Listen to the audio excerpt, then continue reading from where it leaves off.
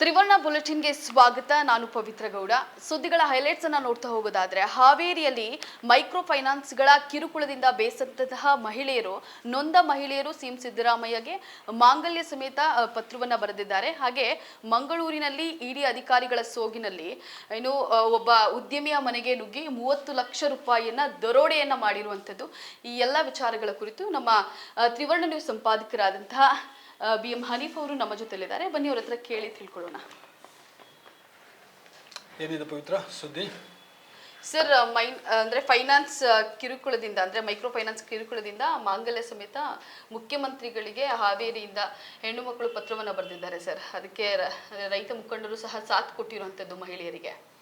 ಇದು ಬಹಳ ದೊಡ್ಡ ಸಮಸ್ಯೆ. ಇದು ಹೌದು. ಮೈಕ್ರೋ ಫೈನಾನ್ಸ್ ಬರೀ ಹಾವೇರಿ ಮಾತ್ರ ಅಲ್ಲ, ಕರ್ನಾಟಕದ ಎಲ್ಲ ಜಿಲ್ಲೆಗಳಲ್ಲೂ ಇದೆ. ಬಹಳ ದೊಡ್ಡ ಹಗರಣ ಇದೆ ಇದ್ರ ಹಿಂದೆ. ಏನಾಗ್ತಾ ಇದೆ ಅಂತ ಹೇಳಿದ್ರೆ, ಈಗ ಬ್ಯಾಂಕ್ಗಳಲ್ಲಿ ಸುಲಭಕ್ಕೆ ಸಾಲ ಸಿಗಲ್ಲ.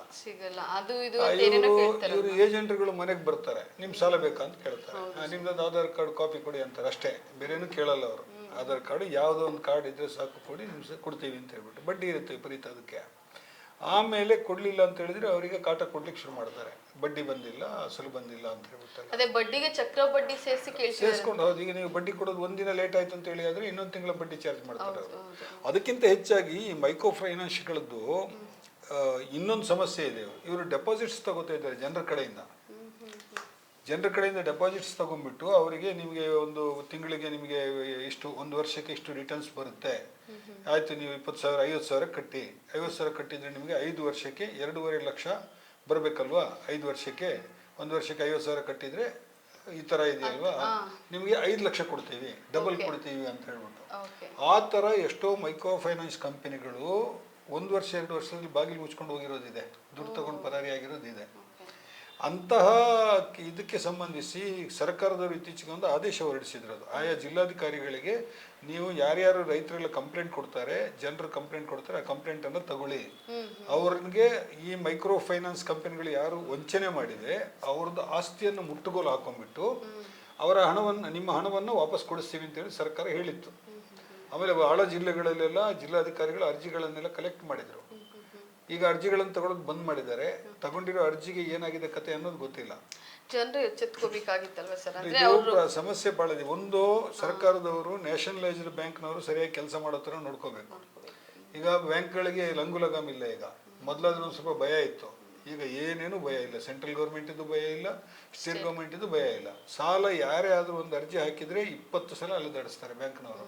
ಅವಾಗ ಜನರು ಏನ್ ಮಾಡ್ತಾರೆ, ಖಾಸಗಿ ಅವ್ರು ಮನೆಗೆ ಬಂದು ಕೊಡ್ತಾರೆ ಅಂತ ತಗೊಂಡ್ಬಿಡ್ತಾರೆ. ಏನೋ ಕೆಲಸಕ್ಕೆ ಅರ್ಜೆಂಟ್ ಇರುತ್ತೆ, ಮನೇಲಿ ಏನೋ ಸಮಾರಂಭ ಇರುತ್ತೆ, ಮದುವೆ ಸಮಾರಂಭ ಇರುತ್ತೆ, ಇನ್ನೊಂದೇನಾರು ಇರುತ್ತೆ, ಹೊಲಕ್ಕೆ ಸಂಬಂಧಿಸಿದ ಏನಾರು ಕೆಲಸಗಳಿರ್ತವೆ, ಈ ಥರದ್ದೆಲ್ಲ ಇರೋವಾಗ ತಗೊಂಡ್ಬಿಡ್ತಾರೆ. ಬಹಳ ದೊಡ್ಡ ಸ್ಕ್ಯಾಂಡಲ್ ಆಗಿದೆ ಇದು. ಒಟ್ಟಿಗೆ 7,80,000 ಜನ ಈ ತರ ಮೈಕ್ರೋ ಫೈನಾನ್ಸ್ಗಳ ಡೆಪಾಸಿಟ್ ಕಟ್ಟಿ ವಂಚನೆಗೊಳದವರು ಅರ್ಜಿ ಕೊಟ್ಟಿದ್ದಾರೆ ಸರ್ಕಾರಕ್ಕೆ ರಾಜ್ಯಾದ್ಯಂತ. ಸೊ ಅದು ಒಳ್ಳೆ ಕ್ರಮದ. ಅಟ್ಲೀಸ್ಟ್ ಮುಖ್ಯಮಂತ್ರಿಗೆ ನಾಳೆ ಏನೋ ಮೀಟಿಂಗ್ ಕರೆದಿದ್ದಾರೆ ಅಂತ ಸಿಎಂ. ಬೇಸತ್ತು ಅಂದ್ರೆ ಮಂಗಳಸೂತ್ರ ಸಮೇತ ಪತ್ರ ಬರೆದಿರುವಂತ. ಇಲ್ಲ, ಹಂಗೆ ಆಗಿದೆ ಈಗ ಪರಿಸ್ಥಿತಿ. ಇವ್ರ ಮೇಲೆ ಯಾರಿಗೂ ಕಂಟ್ರೋಲ್ ಇಲ್ಲ. ಮೈಕ್ರೋ ಫೈನಾನ್ಸ್ಗೆ ಯಾವ ತನಿಖೆಯನ್ನು ಸರ್ಕಾರದವರು ಮಾಡಲ್ಲ. ಈಗ ಯಾರು ಬಾಗಿಲು ಮುಚ್ಕೊಂಡು ಹೋಗಿದ್ದಾರೆ, ಈಗ ಇರೋರು ಒಂಥರ ಬಾಗಿಲು ಮುಚ್ಕೊಂಡು ಹೋಗಿರೋ ಕಂಪನಿಗಳೇ ಜಾಸ್ತಿ ಇದೆ ಪ್ರತಿ ಜಿಲ್ಲೆನಲ್ಲೂ ಕೂಡ. ಸೊ ಆ ಕಂಪನಿಗಳು ಯಾರಿಗೆ ಮೋಸ ಮಾಡಿದ್ದಾರೆ ಅದನ್ನು ಸರ್ಕಾರದವ್ರು ಕ್ರಮ ತಗೋಬೇಕಲ್ವ. ಅದನ್ನ FIR ಕೂಡ ಆಗಿಲ್ಲ, ಬರೀ ಅರ್ಜಿ ತಗೊಂಡಿದ್ದಾರೆ ಸರ್ಕಾರದವರು. ನೀವು DC ಗಳಿಗೆ ಹೇಳ್ಬಿಟ್ಟು ಅರ್ಜಿ ಯಾಕೆ ತಗೋಬೇಕಾಗಿತ್ತು? ಸುಮ್ಮನೆ ಕಂಪ್ಲೇಂಟ್ ರಿಜಿಸ್ಟರ್ ಆಗಿರೋದೊಂದು ರಿಜಿಸ್ಟರ್ನಲ್ಲಿ ಅಷ್ಟು ಬಿಟ್ಟರೆ ಯಾರ ಮೇಲೂ FIR ಇದಾಗಿಲ್ಲ. ಭಾಳ ಸೀರಿಯಸ್ ಇಶ್ಯೂ ಆಗಿದೆ ಕರ್ನಾಟಕದಲ್ಲಂತೂ. ಈ ಮೈಕ್ರೋ ಫೈನಾನ್ಸ್ ಕಂಪನಿಗಳದ್ದು ಭಾಳ ದೊಡ್ಡ ಹಾವಳಿ ಇದೆ. ಸರ್ಕಾರ ಆ ಕಡೆ ಗಮನ ಹರಿಸಲಿಲ್ಲ ಅಂದ್ರೆ ಭಾಳ ಕಷ್ಟ ಇದೆ. ನಾವು ಬೆಂಗಳೂರಿನಲ್ಲಿ ನೋಡಿದ್ವಲ್ಲ, IMA ಹಗರಣ, ಆಮೇಲೆ ಅಮಾನತ್ ಕೋಆಪರೇಟಿವ್ ಬ್ಯಾಂಕ್ ಹಗರಣ, ಜನರದ್ದೆಲ್ಲ ಸಣ್ಣ ಪುಟ್ಟ ಹೂಡಿಕೆದಾರರದೆಲ್ಲ ದುಡ್ಡೆಲ್ಲ ಹೋಯ್ತಲ್ಲ ಸರ್. ಮತ್ತೆ ನೆಕ್ಸ್ಟ್ ಸುದ್ದಿಯನ್ನ ನೋಡಿದ್ರೆ, ಮೂಡಾ ಹಗರಣದಲ್ಲಿ ಮುಖ್ಯಮಂತ್ರಿ ಸಿದ್ದರಾಮಯ್ಯಗೆ ಲೋಕಾಯುಕ್ತ ಕ್ಲೀನ್ ಚಿಟ್ ಸಿಕ್ಕಿದೆ ಅಂತ ಒಂದು ಸುದ್ದಿ ಹರಿದಾಡ್ತಿದೆ ಸರ್. ಇರ್ಬೋದು, ಸಾಧ್ಯತೆ ಇರ್ಬೋದು ಅದು. ಯಾಕಂತ ಹೇಳಿದ್ರೆ 27ನೇ ತಾರೀಕಿಗೆ ಹೈಕೋರ್ಟ್ನವರು ಮೊನ್ನೆ ಲಾಸ್ಟ್ ವೀಕಲ್ಲಿ ಎನ್ಕ್ವೈರಿ ಮಾಡಿದಾಗ 27ನೇ ತಾರೀಕು ಒಳಗಡೆ ರಿಪೋರ್ಟ್ ಸಬ್ಮಿಟ್ ಮಾಡಿ ಅಂತ ಲೋಕಾಯುಕ್ತದವರಿಗೆ ಸೂಚನೆ ಕೊಟ್ಟಿದ್ದಾರೆ. ಹಾಗಾಗಿ ಲೋಕಾಯುಕ್ತದವರು ರೆಡಿ ಮಾಡಿರ್ಬೋದು ಅಂತ ಹೇಳಿ ಕಾಣಿಸುತ್ತೆ. ಆದರೆ ಇದು ರೂಮರ್. ಇದು ಏನು, ಸಿದ್ದರಾಮಯ್ಯ ಮತ್ತು ಅವರ ಪತ್ನಿ ಪಾರ್ವತಿ ಅವರು ಪ್ರಭಾವ ಬೀರಿರುವುದಕ್ಕೆ, ಅಂದ್ರೆ ಈ ಮೂಡಾ ಸೈಟ್ಗಳು ಬದಲಿಯಾಗಿ ಏನು ತಗೊಂಡಿದ್ದಾರೆ ಅವರ ಜಾಗಕ್ಕೆ, ಅದಕ್ಕೆ ಇನ್ಫ್ಲುಯೆನ್ಸ್ ಮಾಡಿಲ್ಲ, ಅದಕ್ಕೆ ಯಾವುದೇ ಸಾಕ್ಷ್ಯ ಇಲ್ಲ ಅಂತ ಹೇಳ್ಬಿಟ್ಟು ಇವರು ವರದಿ ಕೊಟ್ಟಿದ್ದಾರೆ. ಯಾರು, ಲೋಕಾಯುಕ್ತದವರು ಅಂತ ಇಲ್ಲಿ ಹೇಳ್ತಾ ಇದ್ದಾರಲ್ವಾ. ಹೌದು ಸರ್. ಆದರೆ ಪಾರ್ವತಿ ಅವರಿಗೆ ಅಲ್ಲಿ ನೋಡಿ, ಅದು ನಿವೇಶನ ಹಂಚಿಕೆನಲ್ಲಿ ಮೂಢ ಅಧಿಕಾರಿಗಳಿಂದ ಸಾಲು ಸಾಲು ಅಕ್ರಮಗಳು ನಡೆದಿವೆ ಎಂಬ ಮಾಹಿತಿ ಅಂತ ಇದರಲ್ಲಿ ಇದೆಯಂತೆ. ಅದು ಯಾವುದರಲ್ಲಿ? ಲೋಕಾಯುಕ್ತ ವರದಿಯಲ್ಲಿ. ಸೊ ಅಕ್ರಮ ಮಾಡಿದವರು ಬರೀ ಅಧಿಕಾರಿಗಳು ಮಾಡ್ತಾರ? ಈಗ ಈ ಮೂಡದ ಸೈಟ್ ಎಕ್ಸ್ಚೇಂಜ್ ಆಗಿ ಅವರಿಗೆ ಬದಲಿ ನಿವೇಶನ ಅಲ್ಲಿ ವಿಜಯನಗರ ಬಡಾವಣೆಯಲ್ಲಿ ಸಿಕ್ಕಿದಾಗ ಸಿದ್ದರಾಮಯ್ಯ ಅವರು ಡೆಪ್ಟಿ CM ಆಗಿದ್ರು. ಸಿದ್ದರಾಮಯ್ಯ ಅವರ ಮಗ ಯತೀಂದ್ರ ಸಿದ್ದರಾಮಯ್ಯ ಅವರು ಮೂಡದ ಸದಸ್ಯರಾಗಿದ್ರು ಶಾಸಕರ ನೆಲೆಯಲ್ಲಿ. ಆ ಮೀಟಿಂಗ್ನಲ್ಲಿ ಅವರು ಭಾಗವಹಿಸಿದ್ರು. ಇನ್ಫ್ಲುಯೆನ್ಸ್ ಮಾಡಲಿಲ್ಲ ಅಂತ ಹೇಳಿದ್ರೆ ಏನು ರಿಟರ್ನ್ ಪತ್ರ ಬರೆದಿಲ್ಲ, ಫೋನ್ ಮಾಡಿಲ್ಲ, ಈ ಥರ ಏನಾದ್ರು ಹೇಳಿರ್ಬೋದು ಅವರು. ನೋಡ್ಬೇಕದೇನೋ ಏನೇ ಆದ್ರೂ ಈ ಮೂಡ ಇದೆಯಲ್ಲ, ಯಾವುದು ಇವರಿಗೆ ಕ್ಲೀನ್ ಚಿಟ್ ಸಿಗ್ಬೋದಾ ಅಂತ. ಕ್ಲೀನ್ ಚಿಟ್ ಇವ್ರದ್ದು ಸಿಕ್ಕಿದ್ರೆ ಇದಿಲ್ವಲ್ಲ. ಈಗ ಇನ್ನೊಂದು ಹೈಕೋರ್ಟ್ನಲ್ಲಿ ಒಂದು ಅರ್ಜಿ ಇದೆ, ಇಡೀ ಪ್ರಕರಣವನ್ನ ನೀವು CBIಗೆ ಕೊಡಬೇಕು ಅಂತ ಒಂದು ಅರ್ಜಿ ಇದೆ ಅಲ್ಲೀಗ. ಅದರದ್ದು ತನಿಖೆ ನಡೀತಾ ಇದೆ ಹೈಕೋರ್ಟ್ನಲ್ಲಿ. ಯಾಕೆ ಅವರು ಏನು ಅರ್ಜಿದಾರರು ಏನು ಹೇಳಿದ್ದಾರೆ ಅಂದ್ರೆ, ಲೋಕಾಯುಕ್ತಕ್ಕೆ ನ್ಯಾಯಮೂರ್ತಿಗಳನ್ನ ನೇಮಕ ಮಾಡೋದೇ ಮುಖ್ಯಮಂತ್ರಿ. ನೀವು ಮುಖ್ಯಮಂತ್ರಿಯ ಪತ್ನಿ ಸೈಟಿಗೆ ಸಂಬಂಧಿಸಿ ಅವರ ವಿರುದ್ಧ ಕಂಪ್ಲೇಂಟ್ ಅನ್ನ ಮುಖ್ಯಮಂತ್ರಿ ನೇಮಿಸಿದ ಅಧಿಕಾರಿಗಳೇ ತನಿಖೆ ಮಾಡೋದು. ಹೀಗೆ ಮಾಡಿದ್ರೆ ನ್ಯಾಯ ಸಿಗೋದಿಲ್ಲ. ಆದ್ರಿಂದ CBI ಕೊಡಿ ಅಂತ ಹೇಳ್ಬಿಟ್ಟು ಒಂದು ಅರ್ಜಿ ಇದೆ. ಹಾಗಾಗಿ ಇದು ಸುಲಭದಲ್ಲಿ ಇತ್ಯರ್ಥ ಆಗೋದು ಕಾಣಿಸ್ತಾ ಇಲ್ಲ. ತಮ್ಮ ರಾಜಕೀಯ ಜೀವನದ ಈ ಅವಧಿನಲ್ಲಿ, ಈ ಕಾಲದಲ್ಲಿ ಅಂದ್ರೆ ಸ್ವಲ್ಪ ಈಗ ಆಯ್ತಲ್ಲ ಅವ್ರಿಗೆ, ಈ ಟರ್ನ್ ಮುಗಿದ್ರೆ ಬಹುಶಃ ರಿಟೈರ್ಡ್ ಆಗ್ಲಬಹುದು, ಹೇಳಲಿಕ್ಕಾಗಲ್ಲ. ಅಂದ್ರೆ ವಯಸ್ಸಾಗ್ತಾ ಬಂತು. ಈ ಸಂದರ್ಭದಲ್ಲಿ ಇಂಥ ಹಗರಣಕ್ಕೆ ಯಾಕೆ ತಲೆ ಕೊಟ್ಟಿದ್ದಾರೆ, ಯಾಕೆ ಸಿಕ್ಕೊಂಬಿದ್ದಾರೆ ಅಂತ ಗೊತ್ತಾಗ್ತಾ ಇಲ್ಲ. ಅವ್ರೇನ್ ಹೇಳಿದ್ರೆ, ಸಿದ್ದರಾಮಯ್ಯ ಅವ್ರು ಏನ್ ಹೇಳಿದ್ರೆ ಅದಕ್ಕೆ? ಅದೇ ಸಿದ್ದರಾಮಯ್ಯ ಹೇಳಿದ್ದಾರೆ, ಈ ತರದೊಂದು ಸುದ್ದಿ ಕೂಡ ನಾನು ಸುದ್ದಿವಾಹಿನಿಗಳಲ್ಲಿ ನೋಡ್ತಾ ಇದ್ದೀನಿ, ನನಗೂ ಕೂಡ ಇದು ಯಾವ್ದಿಗೂ ಖಾತ್ರಿ ಇಲ್ಲ ಅಂತ ಹೇಳಿರೋದು. ನನಗೇನು ಗೊತ್ತಿಲ್ಲ, ನನಗೇನು ಮಾಹಿತಿ ಇಲ್ಲ ಅಂತ ಹೇಳಿದ್ದಾರೆ. ಲೋಕಾಯುಕ್ತದವ್ರು ವರದಿ ಕೊಡುವಾಗ ಮುಖ್ಯಮಂತ್ರಿಗೆ ಮಾಹಿತಿ ಇಲ್ಲ ಅಂದ್ರೆ ನಂಬುವ ಮಾತು ಅಲ್ಲ. ಇರ್ಲಿ, ಏನಾಗುತ್ತೆ ನೋಡೋಣ. ಅದು ಈಗ ಇನ್ನು 2 ದಿನದಲ್ಲಿ ಗೊತ್ತಾಗುತ್ತೆ ಅದು. ಇನ್ನು ಆರ್ಜಿಕರ್ ಕೇಸ್ ಸರ್, ಸಂಜಯ್ ರಾಯ್ಗೆ ಗಲ್ಲು ಶಿಕ್ಷೆ ಕೋರಿ ಹೈಕೋರ್ಟ್ಗೆ CBI ಮೊರೆ ಹೋಗಿರುವಂತದ್ದು ಸರ್. CBI ಕಲ್ಕತ್ತಾದು ಕೊಡಬೇಕು ಗಲ್ಲು ಶಿಕ್ಷೆ. ಏನು ಗಲ್ಲು ಶಿಕ್ಷೆನೂ ಹೊಸ್ತಲ್ವಲ್ಲ. ಈಗ ನಿನ್ನೇನು ಒಂದು ಜಡ್ಜ್ಮೆಂಟ್ ಒಂದು ಬಂದಿದೆ ಕೋರ್ಟ್, ಇದೊಂದು ರೇಪ್ ಅಂಡ್ ಮರ್ಡರ್ ಕೇಸ್ನಲ್ಲಿ 5 ಮಂದಿಗೆ ಗಲ್ಲು ಶಿಕ್ಷೆ ವಿಧಿಸಿ ಒಂದು ನ್ಯಾಯಾಲಯ ಆದೇಶ ಹೊರಡಿಸಿದೆ. ಅದು ಸೀವಿಯರ್ ಕ್ರೈಮ್ ಆದಾಗ ಮತ್ತು ಆ ಕ್ರೈಮ್ ಮಾಡಿದವರು ಹ್ಯಾಬಿಚುವಲ್ ಅಫೆಂಡರ್ ಅಂತ, ಅಂದ್ರೆ ಪದೇ ಪದೇ ಇಂಥ ಕೃತ್ಯಗಳಲ್ಲಿ ತೊಡಗಿರುವವರು ಅಂತ ಹೇಳಿ ಗೊತ್ತಾದಾಗ ಬಹಳ ಕಠಿಣವಾಗಿ ಶಿಕ್ಷೆ ಕೊಡಬೇಕು. ಮಾನವ ಹಕ್ಕುಗಳ ಕಾರ್ಯಕರ್ತರೆಲ್ಲ ಮರಣದಂಡನೆ ರದ್ದು ಮಾಡಬೇಕು ಅಂತ ಹೇಳ್ಬಿಟ್ಟು ಎಲ್ಲ ಕಡೆ, ನಮ್ಮಲ್ಲೂ ಕೂಡ ಭಾರತದಲ್ಲೂ ಕೂಡ ಇದೆ ಅದು. ಮರಣದಂಡನೆ ವಿಧಿಸಬಾರ್ದು, ಜೀವಾವಧಿ ಶಿಕ್ಷೆ ಕೊಡಿ, ಅವರಿಗೆ ಸುಧಾರಿಸಲಿಕ್ಕೆ ಅವಕಾಶ ಕೊಡಿ ಅಂತ. ಬಟ್ ಕೆಲವು ಪ್ರಕರಣಗಳ ಬ್ರೂಟಾಲಿಟಿಯನ್ನ, ಕ್ರೌರ್ಯವನ್ನು ಗಮನಿಸಿದಾಗ ಮರಣದಂಡನೆ ಕೊಡದೆ ವಾಸಿ ಅಂತೇಳಿ ಅನಿಸ್ತದೆ. ಬಟ್ ಸರ್ಕಾರ ಅದ್ರ ಬಗ್ಗೆ ತೀರ್ಮಾನ ತಗೋಬೇಕಾಗಿರೋದು ನ್ಯಾಯಾಲಯಗಳು. ಹೈಕೋರ್ಟಿಗೆ ಅರ್ಜಿ ಹಾಕಿದಾರಲ್ವಾ? ಸರಿ, ಓಕೆ.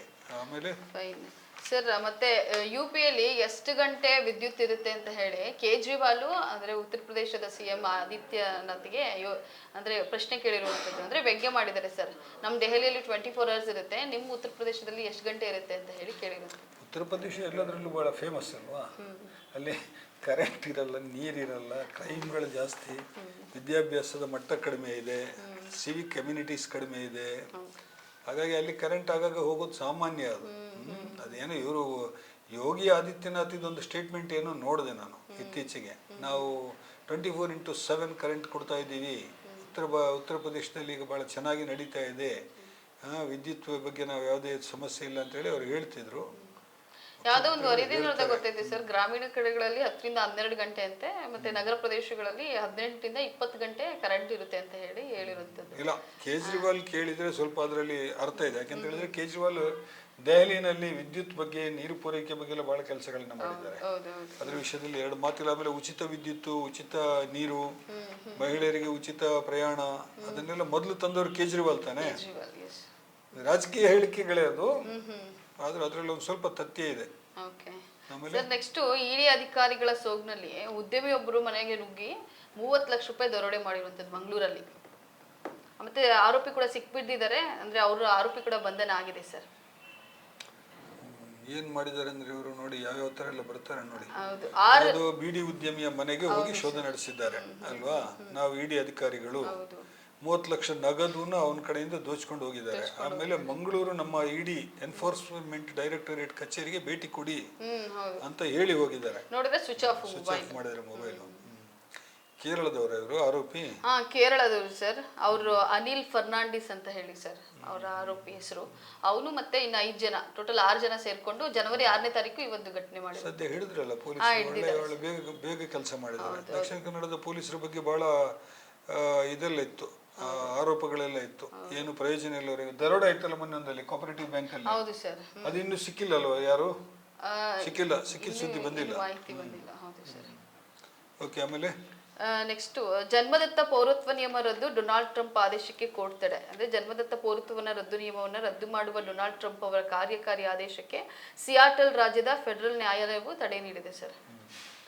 ಇಲ್ಲ, ಇದು ಸ್ವಲ್ಪ ಕಷ್ಟ ಇದೆ. ಅಲ್ಲಿ ಅಮೆರಿಕದ ಕಾನ್ಸ್ಟಿಟ್ಯೂಷನ್ ನಲ್ಲಿ ಅಮೆರಿಕದಲ್ಲಿ ಹುಟ್ಟಿದ ಮಗುವಿಗೆ ಆಟೋಮೆಟಿಕ್ ಆಗಿ ಪೌರತ್ವ, ಸಿಟಿಜನ್ಶಿಪ್ ಸಿಗುತ್ತೆ, ಅದಕ್ಕೆ ಅವಕಾಶ ಇದೆ ಅಮೆರಿಕದ ಕಾನ್ಸ್ಟಿಟ್ಯೂಷನ್ ನಲ್ಲಿ.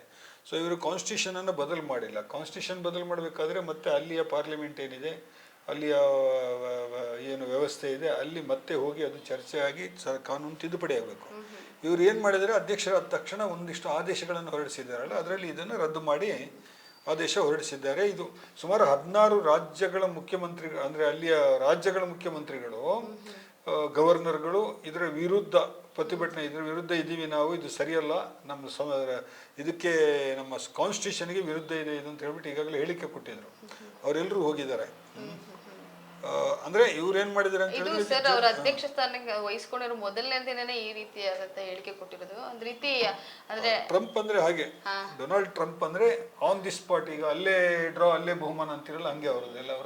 ಅವರು ಮೊದಲ ಟರ್ಮ್ನಲ್ಲೂ ಕೂಡ ಆ ಥರದಲ್ಲಿ ತುಂಬಾ ನಿರ್ಧಾರಗಳನ್ನು ಕೈಗೊಂಡಿದ್ರು. ಈ ಟರ್ಮ್ನಲ್ಲಿ ಏನ್ ನಿರ್ಧಾರ ಕೈಗೊಳ್ತೀನಿ ಅನ್ನೋ ಕ್ಲೂ ಅನ್ನೆಲ್ಲ ಬಿಟ್ಕೊಟ್ಟಿದ್ರು ಅವರು. ಇಲೆಕ್ಷನ್ ನಲ್ಲಿ ವಿನ್ ಆಗೋದಕ್ಕಿಂತ ಮುಂಚೆನೆ ಅವ್ರು ಹೇಳ್ತಾ ಇದ್ರಲ್ವಾ.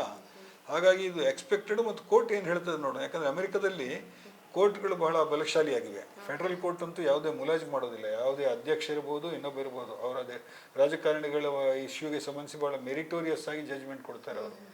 ಯಾವ ಒತ್ತಡಕ್ಕೂ ಒಳಗಾಗೋದಿಲ್ಲ ಅವರು. 14 ದಿನಗಳ ತಾತ್ಕಾಲಿಕ ತಡೆಯಾಜ್ಞೆ ಕೊಟ್ಟಿದ್ದಾರೆ.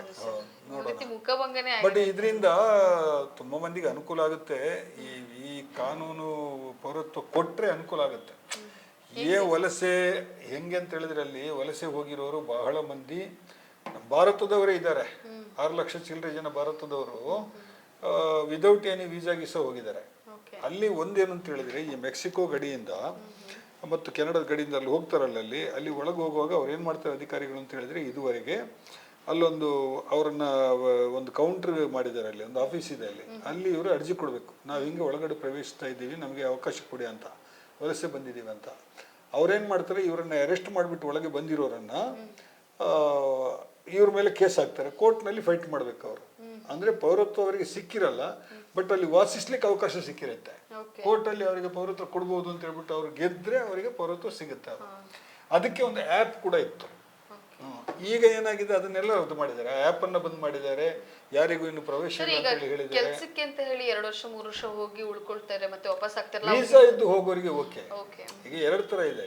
ಒಂದು ಸರಿಯಾದ ವೀಸಾ ತಗೊಂಡು ಹೋಗೋರು ಇದ್ದಾರೆ ನ್ಯಾಯಬದ್ಧವಾಗಿ. ಭಾರತದವರು ಸುಮಾರು 51 ಲಕ್ಷ ಜನ ಇದ್ದಾರೆ ಅಲ್ಲಿ ಅಮೆರಿಕದಲ್ಲಿ. ಹೆಚ್ಚಿನವರು ಅವರಲ್ಲಿ ನ್ಯಾಯಬದ್ಧವಾಗಿ ಕಾನೂನುಬದ್ಧವಾಗಿ ಇದ್ದಾರೆ. ಆದರೆ ಕೆಲವರಿಗೆ ಟೆಂಪರರಿ ವೀಸಾ ಸಿಕ್ಕಿದೆ. ಆಮೇಲೆ ಕೋರ್ಟ್ನಲ್ಲಿ ಕೇಸ್ ನಡೀತಾ ಇದೆ ಅವರದ್ದು ಪೌರತ್ವಕ್ಕೆ ಸಂಬಂಧಿಸಿದ್ದು. ಆಮೇಲೆ ಈಗ ಇದು ಕಷ್ಟ ಆಗುತ್ತೆ. ಯಾಕಂತ ಹೇಳಿದ್ರೆ, ಇವರು ಕಾನೂನು ಇದೆ ಅಂತ ಹೇಳಿ ಬಹಳ ಮಂದಿ ಹೋಗ್ಬಿಟ್ಟು ಅಲ್ಲಿ ಮದುವೆ ಆಗಿ ಅಲ್ಲಿ ಸೆಟ್ಲ್ ಆಗಿ ಮಕ್ಕಳೆಲ್ಲ ಆಗಿದ್ದಾರೆ. ಈಗ ಇಲ್ಲ, ಇದುವರೆಗೆ ಆಗಿರೋ ಕೇಸ್ಗಳನ್ನು ಬಿಟ್ಟಿದ್ದಾರೆ ಅವರು. ಮೊನ್ನೆ ಟ್ರಂಪ್ ಆದೇಶ ನಾನು ನೋಡಿದೆ, ಅದು ಏನ್ ಹೇಳಿದ್ದಾರೆ ಅಂತ ಹೇಳ್ಬಿಟ್ಟು ಇನ್ನು ಮುಂದೆ ಜಾರಿಗೆ ಬರುತ್ತೆ ಅಂತ ಹೇಳಿದ್ದಾರೆ ಅವರು. 30 ದಿನಗಳದ್ದು ಅದು ಜಾರಿಗೆ ತರೋದಕ್ಕೆ ಇದನ್ನು ಕೊಟ್ಟಿದ್ದಾರೆ, ಟೈಮ್ ಕೂಡ ಕೊಟ್ಟಿದ್ದಾರೆ. ಬಟ್ ಅದು ಕೂಡ ಕಷ್ಟ ಆಗುತ್ತೆ. ಈಗ ಉದಾಹರಣೆಗೆ, ಈಗ ಭಾರತದಿಂದ ಹೋಗಿರೋರು ಒಂದು ದಂಪತಿ ಇದೆ ಅಂತ ಇಟ್ಕೊಳ್ಳಿ, ಆಂಧ್ರ ಪ್ರದೇಶದವರು ಕರ್ನಾಟಕದವರು ಯಾರು ಹೋಗಿರ್ತಾರೆ. ಆ ಅಮ್ಮ 6 ತಿಂಗಳ ಗರ್ಭಿಣಿ ಆಯ್ತಾ. ಈಗ ನಾಳೆ ಹುಟ್ಟಿದ ನಂತರ ಪೌರತ್ವ ಸಿಗಲ್ಲ ಅಂತ ಹೇಳಿದ್ರೆ ಅಲ್ವಾ, ಈ ತರದ್ದು ಕೇಸ್ಗಳಿದೆಯಲ್ಲ. ಸೊ ಎಲ್ಲ ದೇಶಗಳವರಿಗೂ ಕೂಡ ತೊಂದರೆನೇ ಅದು. ಅಮೆರಿಕದವರು ಬಹಳ ಒಂಥರ ಫ್ರೀ ಕಂಟ್ರಿ ಅದು. ಇಂಥ ವಿಷಯಗಳಿಗೆಲ್ಲ ಈ ವಲಸೆ ಬಂದವರಿಗೆ ಆಶ್ರಯ ಕೊಡೋದ್ರಲ್ಲಿ ಅಮೆರಿಕದವರು ಮತ್ತು ಬಹುತೇಕ ಯುರೋಪಿಯನ್ ರಾಷ್ಟ್ರಗಳೆಲ್ಲ ಉದಾರವಾದಿ ಧೋರಣೆಯನ್ನು ತಳೆದಿವೆ. ನಮ್ಮಲ್ಲೂ ಇದೆ, ನಮ್ಮಲ್ಲೂ ಬೇಕಾದಷ್ಟು ಮಂದಿ ವಲಸೆ ಬಂದಿರೋರು, ಬಾಂಗ್ಲಾದೇಶದಿಂದ ಪಾಕಿಸ್ತಾನದಿಂದ ಬಂದಿರೋರೆಲ್ಲ ಬಹಳ ಮಂದಿ ಇದ್ದಾರೆ, ವಿದೌಟ್ ಕಾರ್ಡ್ ಇದ್ದಾರೆ. ನಿನ್ನೆನೇ ಒಂದು ನ್ಯೂಸ್ ಓದಿದ್ವಲ್ಲ ನಾವು, ಅಲ್ಲಿ ಕ್ಯಾಂಪ್ಗಳಲ್ಲಿ ಇದ್ದವರಿಗೆ ಸುಪ್ರೀಂ ಕೋರ್ಟ್ ಆರ್ಡರ್ ಮಾಡಿರೋದು. ಸೊ ಇಡೀ ಜಗತ್ತಿನಾದ್ಯಂತ ಇದು ಸಮಸ್ಯೆನೇ. ಇದು ಅಮೆರಿಕದವ್ರು ಏನ್ ಮಾಡ್ತಾರೆ ಅನ್ನೋದನ್ನ ಬೇರೆ ಎಲ್ಲ ದೇಶಗಳು ನೋಡ್ತಾ ಇರ್ತಾರೆ. ಅವ್ರು ಹೇಗೆ ಇದನ್ನು ಪರಿಹರಿಸ್ತಾರೆ ಅನ್ನೋದನ್ನ ನೋಡೋಣ. ಇದು ಆದೇಶ ತಡೆಯಾಜ್ಞೆ ಬಂದಿರೋದ್ರಿಂದ ಕೋರ್ಟಲ್ಲಿ ಏನಾರು ಒಂದು ಆಗ್ಬೋದು. ಸರ್, ನೆಕ್ಸ್ಟ್ ಸುದ್ದಿ, ಮುಂಬೈನ ನಾಗ್ಪುರ ಬಳಿಯ ಆಯುಧ ತಯಾರಿಕಾ ಕಾರ್ಖಾನೆಯಲ್ಲಿ ಸ್ಫೋಟ ಸಂಭವಿಸಿರುವಂತದ್ದು, 5 ಕಾರ್ಮಿಕರು ಮೃತಪಟ್ಟಿದ್ದಾರೆ ಸರ್. ಆಯುಧ ತಯಾರಿಕಾ ಕಾರ್ಖಾನೆ ಏನು ಆಯುಧ ತಯಾರಿಸ್ತಾ ಇದ್ದಾರೆ ಅಂತ ಅವರು? ಸರ್ಕಾರದ, ಖಾಸಗಿದ್ದ? ಅದೇ ಸರ್, ಖಾಸಗಿ ಅವ್ರದ್ದು ಇದು ಅನಿಸ್ತಿದೆ ಸರ್, ಖಾಸಗಿ. ನೋಡ್ಬೇಕದು ಏನು ಸ್ವಲ್ಪ ವಿವರಗಳನ್ನು ತಗೊಳ್ಳಿ ಆ ಸುದ್ದಿದ್ದು. ಅದು ಖಾಸಗಿ ಕಾರ್ಖಾನೆನ ಅಥವಾ ಸರ್ಕಾರದ ಇದ ಅಥವಾ ಜಂಟಿ ಉದ್ಯಮನ? ಖಾಸಗಿದ್ದಾದ್ರೆ ಯಾವ ಕಂಪನಿಯವರದು? ಬಹಳ ಇಂಟ್ರೆಸ್ಟಿಂಗ್ ಇದೆ. ಸ್ಫೋಟದ ತೀವ್ರತೆ 5 ಕಿಲೋಮೀಟರ್ ದೂರದವರೆಗೂ ಕೇಳಿಸ್ಕೊಂಡಿದೆ. ರಕ್ಷಣಾ ಕಾರ್ಯಾಚರಣೆ ಮುಂದುವರಿದೆ. ಅಂದ್ರೆ ಇದು ರನ್ನಿಂಗ್ ಸ್ಟೋರಿ ಇದೆ, ಇನ್ನು ಸುದ್ದಿ ಬರಬೇಕಿನ್ನಷ್ಟು. ಸ್ಫೋಟದಿಂದಾಗಿ ಕಾರ್ಖಾನೆಯಲ್ಲಿ ಭಾರಿ ಬೆಂಕಿ ಕಾಣಿಸಿಕೊಂಡಿದೆ ಅಂತ ಇರೋದ್ರಲ್ಲಿ ಹೇಳ್ತಾ ಇದೆ, ನಾಗ್ಪುರದಲ್ಲಿ, ಮಹಾರಾಷ್ಟ್ರದಲ್ಲಿ. ನೋಡಿ, ಇನ್ನಷ್ಟು ವಿವರಗಳನ್ನು ಅದ್ರ ತಗೊಳ್ಳಿ, ವಿವರಗಳನ್ನು ಸೇರಿಸ್ಕೊಂಡ್ಬಿಟ್ಟು ಇದು ಮಾಡ್ಬೋದು ನಾವು. ಇಷ್ಟ ಅಲ್ವ ಇವತ್ತು? ಎಸ್, ನೋಡಿದ್ರಲ್ಲ ವೀಕ್ಷಕರೇ, ಇವಿಷ್ಟು ಇವತ್ತಿನ ವಿಚಾರಗಳು. ಮುಂದಿನ ಎಪಿಸೋಡ್ನಲ್ಲಿ ಮತ್ತೆ ಸಿಗ್ತೀವಿ. ಅಲ್ಲಿವರೆಗೂ ನಮಸ್ಕಾರ. ನಮಸ್ತೆ.